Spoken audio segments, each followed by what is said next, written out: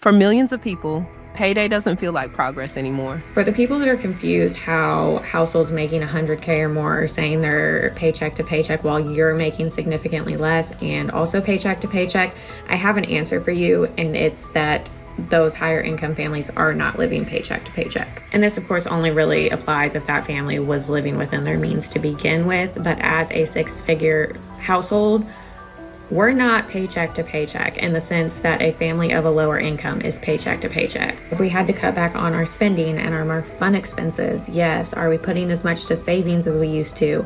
No, but that does not mean that we're paycheck to paycheck. Even now, we have more places in our budget that we could cut back if we needed to because we have the extra money for fun things. Whereas a lower income family is living paycheck to paycheck just on necessities.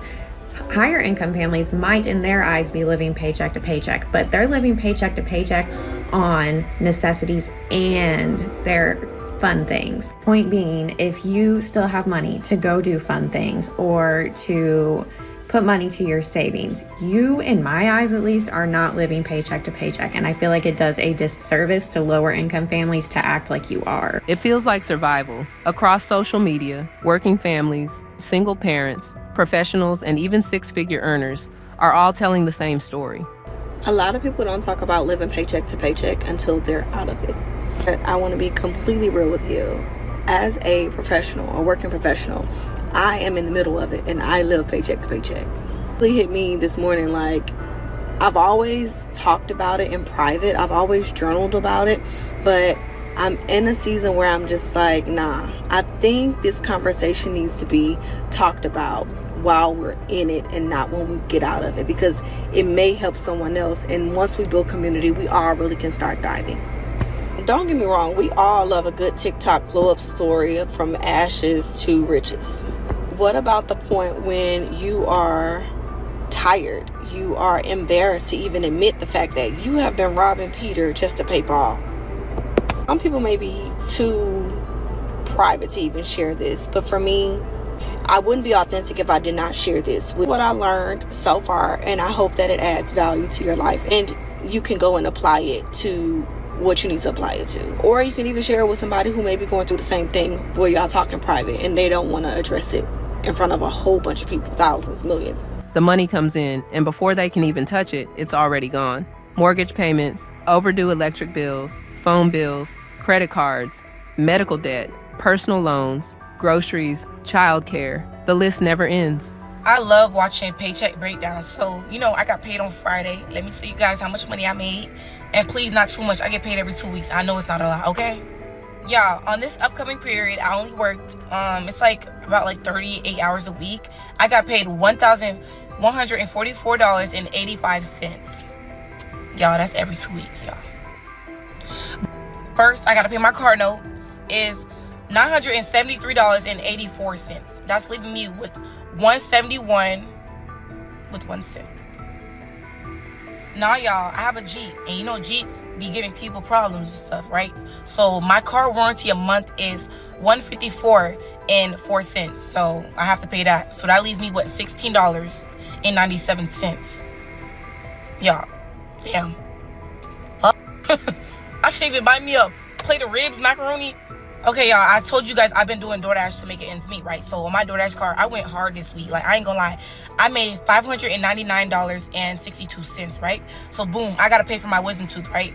I got my wisdom tooth removed, right? And it was $5,000. It was 4 wisdom tooth, $5,000, right? The insurance only covered $3,000, so I had to pay $2,000 out of pocket. So I paid $62 a month. It's been like a year. I'm almost done, just a little bit. So that leaves me with $537.62. Y'all, now it's gas, and I have to put money away for gas every 2 weeks. So basically it's $130. Every week is $65 in gas. That's a lot, but goddamn, I should have got me a Toyota. And next is my credit card, y'all. My balance is literally $900. I maxed that shit out. So I just pay the minimum of $40 so I can't afford to pay the rest. So that leaves me with $407.62. That's kind of crazy, y'all. I'm not gonna lie. And I gotta pay my Afterpay. And y'all, Afterpay, yeah, I made a mistake. I started buying shit on Afterpay. But this pay period is, I only have to pay $13.37 on Afterpay. It was on Fashion Nova, and I only bought like one thing. But then, y'all, affirm, y'all. I literally pay $52 a month plus, y'all. There was a lady on here complaining that she had to ration her kids' bacon. I wish I could find her, because I really want to tell her that you don't have to buy bacon. You can do a lot with just eggs, bread, milk, and butter. The problem is the prices. I will agree there. There's a lot of things I don't eat anymore because of prices. But the main problem is that you don't know how to be poor, and you don't know how to meal prep or plan your food budget. 60% of Americans live paycheck to paycheck. Yeah, 60%. I used to be one of them, and I'm no longer. Here are my 3 biggest tips on how to stop living paycheck to paycheck. My name's Khalil. I host the Unstuck podcast, and I've dedicated my platform to helping you get unstuck in your finances, career, life, and business. Tip number 1, shift your mindset. Oftentimes when we're living paycheck to paycheck, we are in a mode of survival. This is very natural. It's not shocking, and I get why. I want you to begin being grateful for everything you have, even if it's not everything you want. Gratitude is going to help attract more things into your life that are going to help you not only stop living paycheck to paycheck, but be more joyous. Tip number 2, and the most important one, you need to budget. Don't know how? Don't worry. I created a budget template and budgeting video walkthrough where I literally walk you through how to set up your budget. Creating a budget isn't meant to limit you. It's meant to give you more joy in your spending and relinquish some of the emotional trauma that you're experiencing by living paycheck to paycheck and not understanding your flow of money. So what does that mean? Basically right now, you're running yourself into more debt by not understanding your flow of money and not understanding where all your money's going. You know, I'm not here to compare my situation to anybody else's situation, because at the end of the day, we are all struggling, especially in this economy. And although my situation is not as worse as anybody else's, it still is a struggle. So again, it's not about the comparison, because in this economy, the overwhelming majority of us working class people are struggling. And I am one of the millions of healthcare workers who's living paycheck to paycheck. I want to give clarity on a couple of things. You can make a lot of money in healthcare, but it comes at a cost. I wanted to hop in and be a part of the conversation that Casanova started about truthful disclosure about your finances in this economy. And some of y'all gonna be like, you make good money. I do. But when I look at my check as a healthcare worker, I'm lucky if I get half my check after federal taxes have been taken out, after state taxes have been taken out, after my retirement has been taken out, after all of the shit that they charge me a la carte on my insurance, my vision, my supplemental disability. I barely get a little bit more than half my check. And it's a lot of people in healthcare that make well above minimum wage like I do that are still living paycheck to paycheck. And I'll be very honest. I owe the IRS about $20,000 in back taxes, almost $20,000 in back taxes that I give them a payment for every month. I have credit card debt. I have a car note, and I still have a small balance on my student loans, but it's still debt. I live in DC, and living in DC is not cheap, and I make well above minimum wage. And even though I'm not struggling to pay my rent, and the only reason why I'm not struggling to pay my rent is because I took my time to find something that I knew I could pay without struggling. But I don't live in a luxury apartment.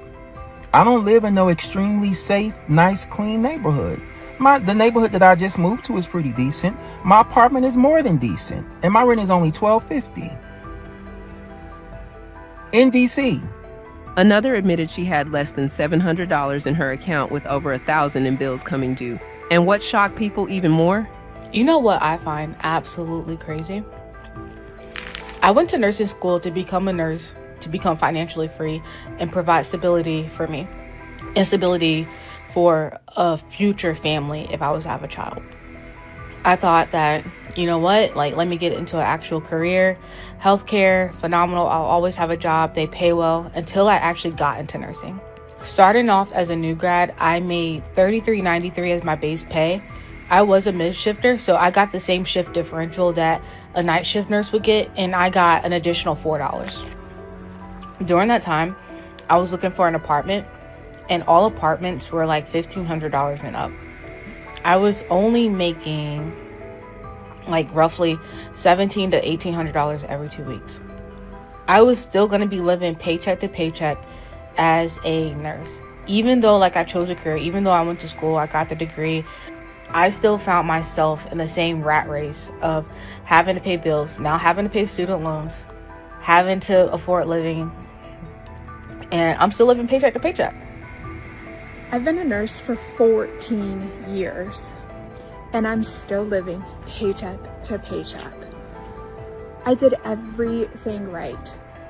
Went to college, got a degree, worked the long shifts, everything that I thought was right, what I was gonna need to be successful, to provide for my family, and yet here I am, just barely making it each and every week. When I look at my paycheck, it's already gone. There's nothing. That's when I knew I needed to do something differently. Comment real if this hits home for you too. Some households making over $150,000 a year claim they were still living paycheck to paycheck. But this raised a bigger question. Are higher income families truly struggling the same way? Or are they simply trapped by lifestyle inflation? Am I the only one who feels like I will never stop living paycheck to paycheck? The economy we live in is trash. The jobs we work for are trash. They pay you the bare minimum, but want you to show up and give your 110%. How does that work? These houses, they want you to pay $1,000+ for rent, and they're 1980 houses. You gotta have a deposit, last month's rent, first month's rent. Like, why do I need to pay last month's rent? I don't understand that. Car insurance, car payments, they're rip-offs. Why am I paying $300 for car insurance? I don't understand. Health insurance, skyrocket. Food, skyrocket. Like, I just don't understand how I will ever be able to afford to wake up and go hop on a plane and enjoy my best life. Financial creators quickly stepped in, explaining that there's a major difference between living paycheck to paycheck because you can't afford necessities. I never thought in a million years that I would go back into retail. And finding a job in my field after graduation is hard as fuck. Nobody wants to give you a fucking chance. Like, how do you expect for me to get experience if you won't give me the experience? Make it make sense. But shit, while I'm looking for a job in my field, and bills don't stop rolling, so yeah, back on the clock, working retail. This is insane. I'm led to believe that living paycheck to paycheck is not really about the money, but mainly about the habit. So in reality, it costs money to buy groceries. It costs money to cook at home. It costs money to put gas in a vehicle and to drive only to work and back home. It's still gonna cost you some money. And when you start to think about two different situations and see just how both of those situations are actually detrimental based off of habit, then it kind of shapes your perspective when it comes to living paycheck to paycheck.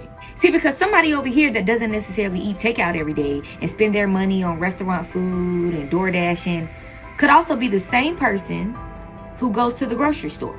They buy groceries, they do everything the correct way, but they got a bad habit of eating. They just be eating. They be snacking. They having 3, 4, 5 meals a day. They cooking up all the groceries before the first week even over. Eventually, that same person who spent $200 to $300 on the groceries gonna end up back at the grocery store within the second or third week, and the month ain't even over yet. It's a habit issue, not just a money issue. Because when you can't control your habits is when you can control your money. And living paycheck to paycheck because your spending has expanded with your income. I'm so tired of living paycheck to paycheck. I just waited for the mailman to show up so I could get my paper check in the mail that I've been waiting for weeks. So I could come to the bank and deposit it. But because I have negative money in my account, I'm only gonna get like a little bit of it because like I can only access $100 for the first day. So I'm probably gonna have like $60 today. I haven't gone grocery shopping in probably a month. We have like no food to eat for dinner, except for like mac and cheese and ramen. I have $300 electric bill that's overdue. My phone bill's overdue.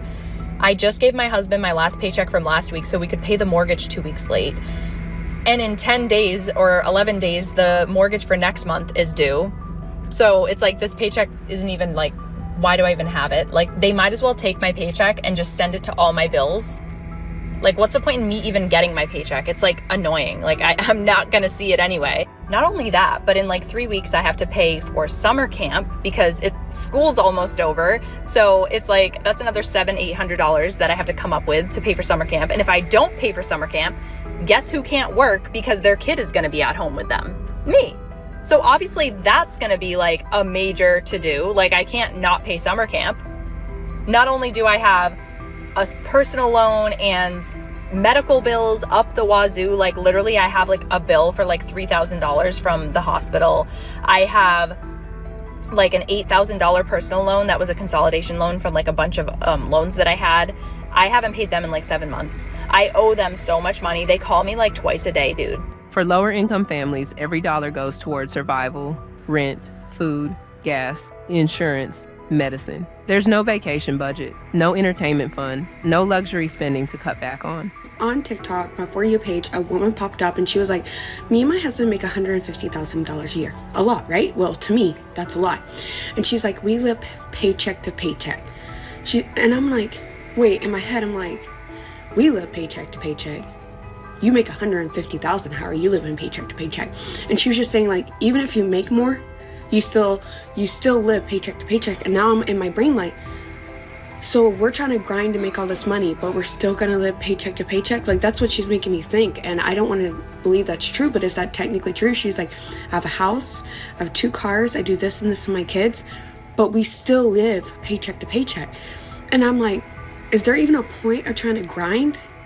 Like, is there a point where you're just like catching the money, but you still live paycheck to paycheck? Like, it's like a circle. It would be never ending. And I'm just like, for people that actually make $150,000, do you live paycheck to paycheck? Is that true?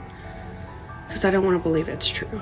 When one unexpected overdraft fee hits, the entire month can fall apart. What these stories revealed is something deeper than bad budgeting. It's the reality of an economy where wages often fail to keep up with housing costs, groceries, healthcare, and debt. So expensive not to be rich, and I was raised very financially privileged. My mom had a good job, my dad stayed home and raised the kids, they didn't have to pay for childcare, like all of that sort of thing. But I am not as financially secure as my parents were, and so I'm living paycheck to paycheck. My payday is today, so of course I'm going through my bank account, making sure that like everything's ready for me to transfer money where it needs to go and pay the bills that I have. And I saw that there was an incorrect charge on my account, which led to an overdraft fee. And so when you don't have the money for simple mistakes like that to be happening, you're just in this endless loop of wasting your time and wasting money because you're paying for things that you didn't necessarily make a mistake on. And it just is crazy to me that rich people don't have to deal with this because they don't have to worry about if they have a minimum balance in their checking account. They don't have to worry about an overdraft fee because that's never going to happen. If a mistake happens, they'll get compensated, they'll get the refund, no sweat off their back. Maybe there is some time wasted having to like process and request a refund to be made. But when you're so tight with your time and tight with your money, anything that goes off of the plan, any deviation from it, throws a wrench in the whole entire system and ecosystem that you've created for yourself or have to deal with for yourself. People aren't just complaining, they're exhausted. They're working full-time jobs, side hustles, gig work, doing everything they were told would create stability. Yet many still feel stuck in an endless cycle of borrowing from tomorrow just to survive today. It's currently June 14th. And I don't get paid until June 25th. I have $691 in my bank account and over $1,000 of bills due coming soon. Not to mention when I get paid June 25th, I will have rent due, but it will already be negative. I know I'm not the only one that goes through stuff like this all the time, but let's go ahead and calculate what I could pay off this upcoming week while still having money for food. I think what I can do with $691 is pay a phone bill for, it's $80, so we're gonna subtract 80. I have a speedy cash loan, you know, those cash advance loans that we take out, due this following Monday. It's $300. If I do that, that leaves me with a total of $311. So as of right now, I think that's all I'm gonna worry about paying right now. wait, I'm gonna send $100 to my credit cards. So actually I will have $211, and I think that's enough for food for next week, and then I'll survive and figure out the rest later.